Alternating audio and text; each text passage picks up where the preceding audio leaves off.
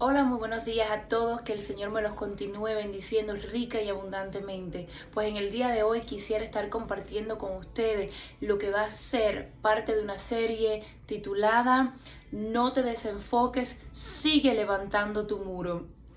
Y está basado en el libro de Nehemías, y específicamente en el día de hoy vamos a estar cubriendo enseñanzas, perlas de sabiduría que podemos extraer del primer y segundo capítulo del libro de Nehemías. Y bueno, ¿quién era Nehemías? Nehemías era parte de las personas que fueron llevadas cautivas a Babilonia.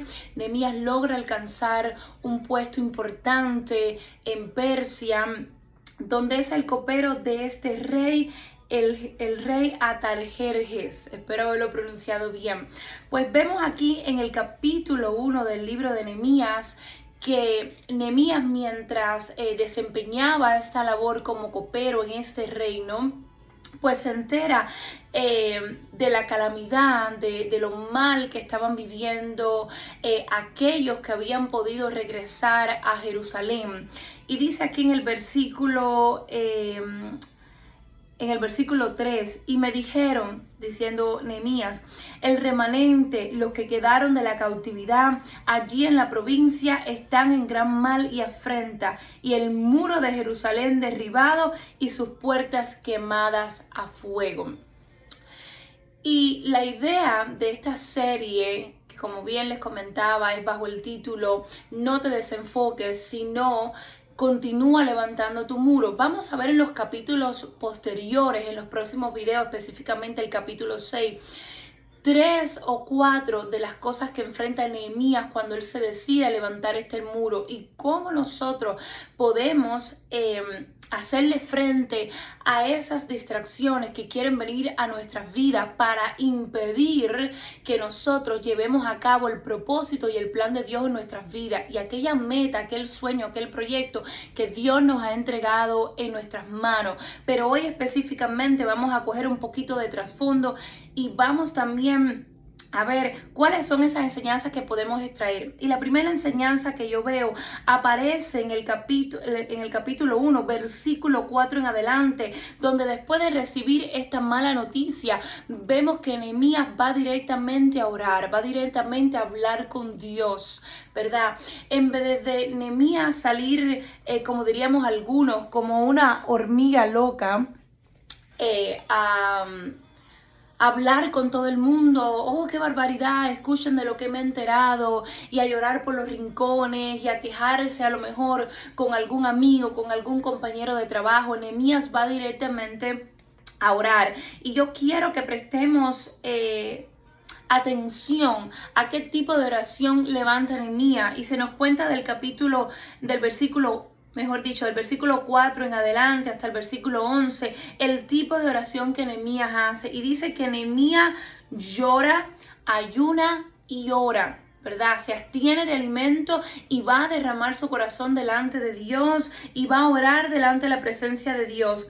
Y dice aquí la Biblia de estudio, Reina Valera, que dice: Nehemías estaba profundamente agobiado por su pueblo y por la obra de Dios en Judá. Durante 4 meses, escuchen bien, durante 4 meses, él derramó su corazón delante de Dios en ayuno y oración con muchas lágrimas, debido al infortunio que afligía al pueblo de Dios en Jerusalén y Judá.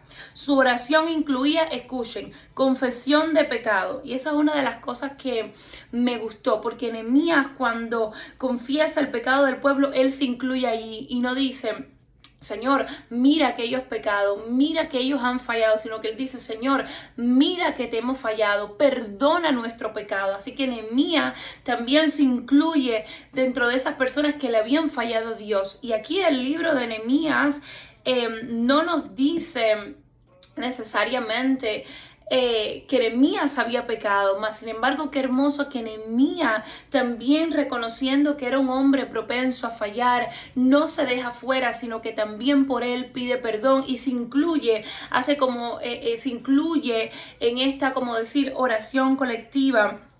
Y dice: confesión de pecado también incluye recordatorios a Dios de su propia palabra. Nehemías le empieza a recordar a Dios: Dios mío, acuerda de tus promesas. Y le menciona, si ustedes leen estos versículos del 4 al 11, ustedes van a ver específicamente lo que Dios le había prometido al pueblo de Israel, y Nehemías se lo empieza a decir a Dios como forma de recordatorio. No necesariamente porque Dios necesitara que les recordaran sus propias promesas, sino que es una forma de oración de nosotros aferrarnos a la promesa de Dios y clamar a Dios diciéndole: Señor, acuérdate, mira que tú nos dijiste, mira que tú nos prometiste. Qué hermoso eso, ¿verdad? También dice que Nehemías muestra interés por la gloria y los propósitos de Dios e incesante intercesión por los hijos de Israel. Y es hermoso que ahí lo pueden ver en el versículo 5 al 8 y después también en el versículo 6, este tipo de oración que Nehemías levanta. Y qué hermoso que parte también de la oración que hace Nehemías es que él le pide gracias a Dios delante del rey del momento, de este rey Atarjerjes, ¿verdad? Y él le dice: te ruego, en el versículo 11 lo podemos leer: te ruego, oh Jehová, esté ahora atento tu oído a la oración de tu siervo y a la oración de tus siervos, quienes desean reverenciar tu nombre. Concede ahora buen éxito a tu siervo y dale gracia delante de aquel varón, porque yo servía de copero al rey. Qué hermoso que Nehemías le está diciendo al Señor: Señor, yo puedo tener las mejores de las intenciones para servirte, para hacer las cosas correctas, pero si tú no me das gracia delante del rey, si tú no me das gracia delante de los hombres, de nada me sirve tener una buena intención en mi corazón, de nada sirve mi esfuerzo si tu gracia y favor no está conmigo. Y qué hermoso que, aunque sea el mismo Dios poniéndonos el anhelo de levantar aquello que está destruido en nuestra familia, que sea el mismo Dios dándonos un sueño, dándonos un anhelo, no nos creamos autosuficientes y digamos: yo por sí solo lo puedo lograr, sino que Nehemías confía y deposita su confianza en la gracia y el favor de Dios. Y miren qué hermoso que ya en el capítulo 2 vemos como después de 4 meses Nehemías estar orando, viene la respuesta a su oración, y eso nos demuestra perseverancia. A veces oramos por nuestra familia 2 o 3 veces, a veces oramos por nuestra familia 1 mes, 2 meses, pero a los 2 meses, al no ver cambio, desistimos en nuestras oraciones, no perseveramos en nuestras oraciones. Pero qué hermoso que Nehemías perseveró 4 meses seguidos. Y les voy a adelantar algo hermoso. Nehemías logra reconstruir el muro de Jerusalén en menos de 2 meses, en solo 52 días, más lograr completar esa obra, la oración, mejor dicho, que él levantó por esa obra fue de 4 meses. Y eso nos dice algo muy importante, que para una obra, cualquiera que sea la obra que vayamos a hacer, es más el tiempo que tenemos que dedicar a orar, a planificar en oración con Dios, a buscar la presencia de Dios, que lo que realmente la obra nos va a llevar, que realmente el tiempo que esa obra nos va a llevar. Así que no desista, persiste en oración, ¿ok? Y siempre me ha llamado mucho la atención cómo varios predicadores, permiso un momento, varios predicadores comentan, y a mí también me ha pasado, que ellos comentan de que es más el tiempo que se pasan orando, estudiando la palabra, que realmente el tiempo que le demora compartir el mensaje. Es decir, a veces, lo que quiero decir que a veces un mensaje de media hora nos toma 4, 5, 6 horas, 4 o 5 días de estudio profundo de la palabra, de oración, de ayuno, de intercesión, de clamor delante de Dios. Y eso lo he vivido en carne propia, permiso, donde nadie se imagina que mi mensaje de media hora me tomó más de 5 horas de estudio, 2, 3, 4, 5 días de estudio, ¿verdad? Para que entonces el Señor se pudiera glorificar y usar mi boca como su boca y darle el mensaje a su pueblo. Entonces vemos algo interesante, que después de 4 meses de oración, Nehemías ve como Dios le da gracia delante del rey, y el rey, viéndole triste, le dice: Nehemías, ¿qué te pasa? No estoy acostumbrado a que estés triste. Y ahí vemos algo hermoso, que Nehemías estaba tan lleno del Espíritu Santo de Dios que al parecer era una persona alegre, una persona, vamos a decir, positiva, de una alegría a lo mejor contagiosa, porque por primera vez el rey dice, te veo triste. Pero ahí vemos una segunda cosa interesante. No solamente esto puede reflejar que Nehemías era alguien de carácter dócil, de carácter jovial, sino que, es decir, que no era una persona malhumorada, sino vemos otra cosa, que Dios le da gracia al punto que el rey se da cuenta, a pesar de seguramente ser de ser un rey pagano, de seguramente tener muchas cosas por hacer, se da cuenta que su copero, aquel, ¿verdad?, que le trae el vino, que le alcanza el vino y que tiene que probarlo antes de que él lo pruebe, está triste. Pero hay algo muy interesante. Recordemos que Nehemías ya había orado por 4 meses, ¿verdad?, por esto, para que Dios le diera gracia, para que Dios le abriera puerta y él pudiera ir de vuelta a Jerusalén y reconstruir los muros. Más sin embargo, cuando el rey le dice, ¿qué cosa pides?, dice aquí la palabra en el versículo 4 del capítulo 2 de Nehemías: entonces oré al Dios de los cielos y dije al rey. Es decir, Nehemías llevaba 4 meses orando por esto. Mas, sin embargo, cuando el rey le dice qué cosa necesitas, cómo te puedo ayudar, Nehemías hace una oración mental, una oración en su corazón y dice, Dios mío, ayúdame. No lo hace verbal porque ya tenía el rey delante, pero dice, Señor, ayúdame. Y entonces le contesta al rey de forma sabia qué era lo que él necesitaba. Y lo hace de forma sabia, de forma pasiva, lleno del Espíritu Santo de Dios. Y eso nos demuestra una cosa, que podemos estar orando por tiempo, por una petición, pero cuando se nos abre la puerta, no debemos lanzarnos por lanzarnos, a pesar de que llevemos tiempo orando por eso, sino que en ese momento, aun cuando no podamos hacer una oración hablada, una oración en alta voz, debemos hacer una oración interna y una vez pedirle sabiduría de Dios antes de hablar, antes de hacer conocer nuestra petición delante de quien sea que se ha ofrecido a ayudarnos, para que el Señor nos llene de su sabiduría.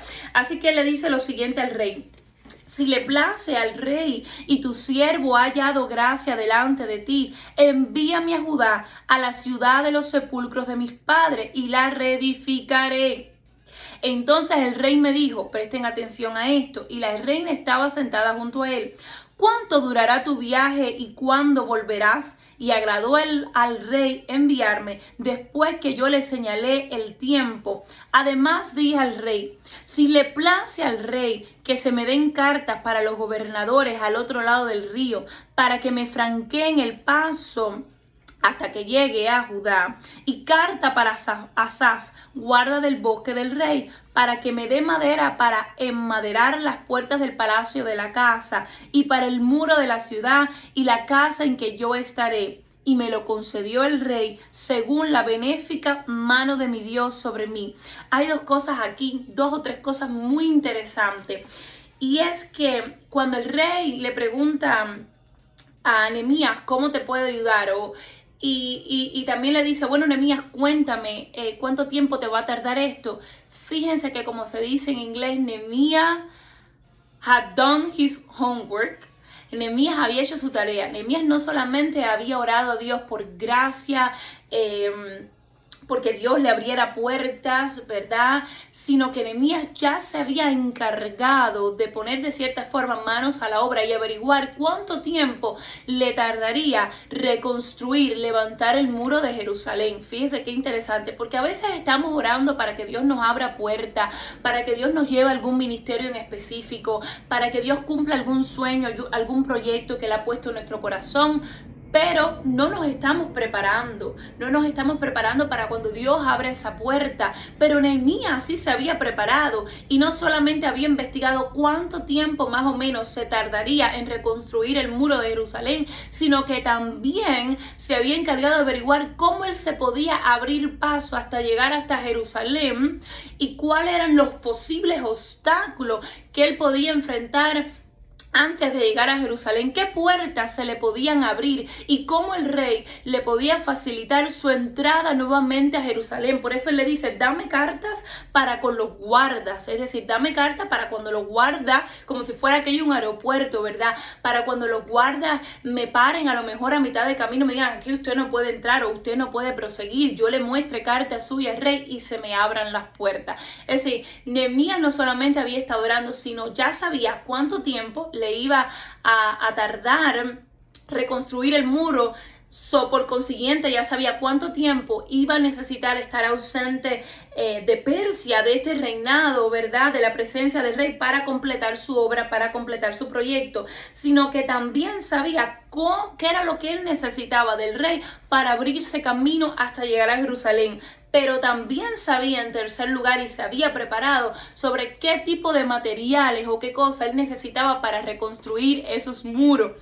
Entonces, esto es la otra enseñanza que el Señor nos quiere dar a través de estos capítulos, del primer capítulo y segundo capítulo de Nehemías, y es esto: no solamente ora y persevera en la oración, es decir, no pares de orar por ese anhelo, por ese proyecto que yo te he dado, sino también prepárate e investiga qué es lo que tú necesitas, ¿verdad?, para llevar mi obra y el propósito, el plan que yo he depositado en tus manos, ¿verdad? Así como Nehemías lo hizo, para cuando lleguen las personas que Dios va a traer a tu vida y te digan, bueno, Roberto, Carlos, Sandra, en este caso yo, ¿qué tú necesitas para llevar adelante ese ministerio, para llevar a cabo ese sueño que Dios ha puesto en tu corazón? Tú no estés como, dame un momentico, déjame ver cuánto tiempo. Bueno, yo la verdad que yo no sé cuánto tiempo me tarde hacer eso, o yo no tengo ni la menor idea qué es lo que yo necesito para llevar a cabo este proyecto. Entonces, porque las personas van a decir, entonces ese proyecto no es tan importante para ti, o vas a perder la oportunidad cuando se abre esa puerta, cuando esas personas lleguen a tu vida, vas a perder la oportunidad porque realmente a lo mejor esas personas no van a tener el tiempo, ¿verdad?, de estar esperando que tú investigues cuánto a ti te va a demorar eso y qué es lo que tú necesitas para llevar ese proyecto a cabo. Porque Nehemías fue fructífero porque oró, pero también investigó. Y yo creo que parte de la oración fue esa investigación, porque cuando oramos a Dios y pedimos su dirección, su guianza, su sabiduría, su discernimiento, el Señor nos va guiando y a través de nuestro tiempo a solas con Él, Él nos va diciendo, ve e investiga esto, ve y hasta más cual cosa. Entonces vemos que Nehemías fue una persona perseverante y también una persona detallista, responsable, encargado de lo que tenía que hacer, es decir, el tiempo de oración y de espera. Nehemías no lo desaprovechó porque él investigó cuáles eran todas aquellas cosas que él necesitaba para llevar este proyecto a cabo. Y aún así, aunque él fue diligente, Nehemías nunca dejó de reconocer de que era la gracia de Dios quien lo estaba sustentando. Porque él pudo haber dicho, a veces nos puede pasar así, que después de recibir la contestación de parte de Dios y de haber visto la gracia que Dios nos dio con las personas y notar cómo las personas nos quieren ayudar y cómo se interesan por nuestro proyecto, podemos perder la humildad y podemos de momento dejar que el orgullo se apodere de nosotros y empezar a decir, mira qué bien caí, mira qué bien me ha ido, de verdad que yo soy una persona que donde llego le caigo bien a todo el mundo, de verdad que hay gente buena en este mundo y mira qué bien me fue y eso es por mi inteligencia, mi sabiduría. Más, Nehemías nunca dejó de reconocer que si se estaban abriendo las puertas, si el rey, que era un rey pagano, un rey tal vez violento, dado al vino, etcétera. Después ustedes pueden investigar un poquito más acerca del carácter y la personalidad de este rey. Le estaba abriendo las puertas y facilitándole de forma tan fácil, de forma tan concisa la salida de él. Y no solamente le estaba dando una salida, sino que le estaba proveyendo los recursos, las formas para que él pudiera llevar a cabo este plan. Él no deja de reconocer y dice, me lo concedió el rey según la benéfica mano de mi Dios sobre mí. Sigue ahí Nehemías reconociendo que es por Dios y para Dios que él está haciendo esto y que sin su gracia él no lo podría estar logrando.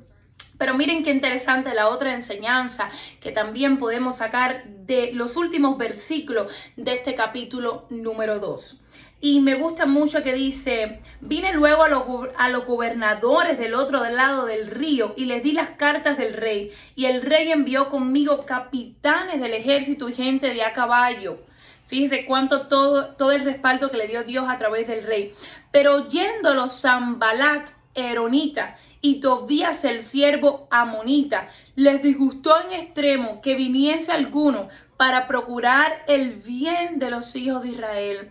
Y eso es algo que tenemos que tener presente. No nos sorprendamos que aun cuando estamos tratando de hacer una buena obra, se levante oposición, se levanten personas que aunque saben que estamos tratando de hacer un bien, no les cae en gracia, no les hace ninguna gracia lo que tenemos planificado hacer.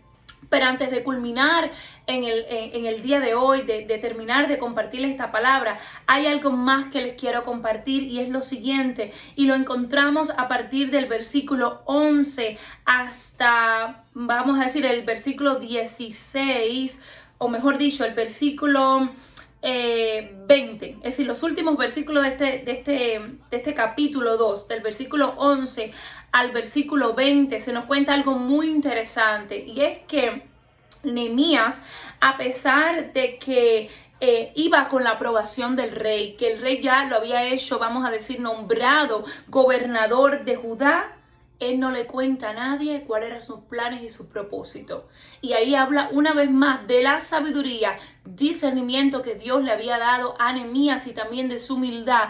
Nehemías no llega a Judá diciendo, excuse me, permiso, ábranle paso al nuevo gobernador, esto es lo que yo quiero hacer aquí. Y dice también la palabra de Dios y los estudiosos de la palabra que Nehemías no juzga al pueblo por su condición. Es decir, Nehemías no nos mira del hombro hacia abajo y le dice, pero mira todo lo que ustedes han hecho, pero ustedes no han hecho nada por resolver este problema.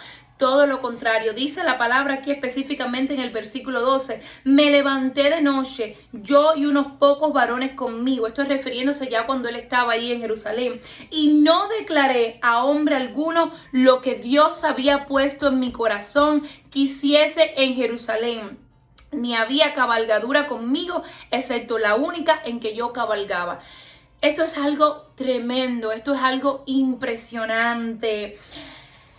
Y me recuerda a María cuando Dios le dice, vas a concebir a Jesús, el Hijo de Dios va a venir a morar en tu vientre. Dice que ella guardaba todas esas cosas como en su corazón y no se las declaró a nadie. Y sabemos que solamente después hace a su prima su confidente. Entonces eso es muy importante, que aunque ya tengamos el respaldo de Dios, aunque ya Dios nos haya posicionado en un lugar de liderazgo, hay cosas que no es necesario que todo el mundo las sepa. Recordemos la historia de José, por contar sus sueños, miren todo lo que le pasó. Y no es que no podamos contar nuestros sueños y los planes, pero todo tiene su tiempo. Tiempo de hablar, tiempo de callar, ¿verdad? Como bien nos dice el libro de Eclesiastés. Y fíjate que él va a hacer algo muy sabio también de Nehemías. Él va a hacer una inspección, pero él no va a hacer una inspección alborotadora ni de mucho ruido. Fíjate que él se va en su caballo tranquilo, examina la ciudad, examina los daños, no le dice a nadie yo estoy aquí para levantar muros, no le dice a nadie yo ahora voy a investigar y yo voy a hacer y yo voy a dejar de hacer, sino que él de cierta forma en secreto, en soledad, por decirlo de alguna forma, sin hacer mucha bulla, mucho espaviento, el hace una investigación y mira, dice, y salí de noche por la puerta del valle hacia la fuente del dragón, a la puerta del muladar, y observé los muros de Jerusalén. Ahí él estaba inspeccionando cuáles eran los daños que estaban derribados y sus puertas que estaban consumidas por el fuego. Pasé luego a la puerta de la fuente y al estanque del rey, pero no había lugar por donde pasase la cabalgadura en que iba. Y subí de noche por el torrente y observé el muro, y di la vuelta y entré por la puerta del valle y me volví. Y no sabían los oficiales a dónde yo había ido, ni qué había hecho, ni hasta entonces lo había declarado yo a los judíos y sacerdotes, ni a los nobles y oficiales, ni a los demás que hacían la obra. Es decir, ni aún los sacerdotes de ese momento sabían en lo que andaba Nehemías. Y es necesario en ocasiones cerrar nuestros labios, hacer las cosas, vamos a decir, un tanto en secreto, sin estarlas divulgando tanto. No se trata de mentir, sino de saber callar cuando debemos callar, saber hablar cuando debemos hablar. Y esto me recuerda mucho a la historia de la reina Esther, cuando el rey le dice, ¿qué es lo que tú quieres, Esther? Fue otra mujer, otro ejemplo de la gracia de Dios sobre una persona. Y Esther no le declara enseguida lo que ella necesitaba. ¿verdad? Ella no aboga enseguida por el pueblo, sino que invita al rey a un banquete. Y así lo hace como en 2 ocasiones, ¿verdad? Y ahí vemos otro ejemplo de aprender a callar y guardar las cosas hasta que Dios nos diga que es el tiempo de hablarla con los demás y de comentarlas, ¿verdad? Así que me gusta mucho porque dice, la explicación que se nos da aquí en la Biblia de estudio dice, aunque Nehemías llegó como gobernador, es lo mismo que estaba diciendo yo, con la plena autoridad y respaldo del imperio persa, no hizo nada durante 3 días, ni le contó a nadie sus planes dados por Dios. Se puede estar seguro de que él estaba esperando en Dios, sin adelantarse precipitadamente, confiando en su propia fuerza. Dice, mientras que sin duda al mismo tiempo calculó los gastos. Más significativo fue que en vez de criticar al pueblo por sus problemas y quebrantos, quiso ver esos problemas desde el punto de vista de ellos, de modo que no dijo nada hasta que pudo comprender la situación desde la perspectiva de ellos y sentir lo que sentían ellos. ¿Qué clase líder demostró ser Nehemías en esta ocasión? ¿Qué clase hombre de Dios demostró ser Nehemías en esta ocasión? Un líder que no llega con prepotencia, diciendo, mírenme, he llegado el gobernador, el salvador de ustedes, vengo a redimirles, vengo a ayudarles en este desastre que ustedes mismos se han buscado, porque sabemos que todo lo que le pasó a Jerusalén fue por desobediencia de ellos hacia Dios, porque varias veces profetas de Dios fueron a advertirle al pueblo de Dios, vuelvan a Dios para que sus enemigos no se puedan aprovechar de ustedes, mas ellos hicieron caso omiso. Pero vemos aquí un líder, un gobernador que Dios se levanta con un corazón conforme al de él, porque no viene a juzgar, no viene con prepotencia. Qué triste cuando vemos líderes prepotentes, líderes que se creen que porque Dios los ha puesto en un lugar, tienen derecho de latigar a las personas con sus palabras, de ofenderlas, de calumniarlas, de ofenderlos por sus propios errores. Y fíjense qué carácter, aquí Nehemías muestra también el carácter de Cristo, un carácter manso, una persona mansa, una persona que llega y dice, antes de yo empezarle a decir a la gente lo que necesitan hacer, mejor me voy a sentar a escuchar qué es lo que ellos están sintiendo, cómo ellos piensan que esta obra se puede llevar a cabo. Era un pueblo que había sufrido mucho, sí, había sufrido por sus pecados, por sus errores, pero había sufrido. Y Nehemías viene como ese consolador, viene como ese que no solamente viene a restaurar un muro, sino viene a restaurar la confianza de este pueblo en Dios, viene a restaurar la pasión de este pueblo hacia Dios, viene a ratificarles una vez más que aunque aparentemente abandonados por Dios por un tiempo, Dios era un Dios de restitución. Así que Nehemías no viene a quejarse, no viene a acusar a nadie, viene a escuchar. Y qué interesante que cuando Dios nos abra las puertas para ministrar a las personas, para llevar a cabo ese plan y ese propósito que Él tiene para con nuestras vidas, seamos ese tipo de líder que más que creerse alguien, ¿verdad? Por el cargo que milita, sepa y recuerde que es simplemente un siervo de Dios, un siervo que Dios lo quiere usar para consolar, para ministrar, para restituir la fe de personas que tal vez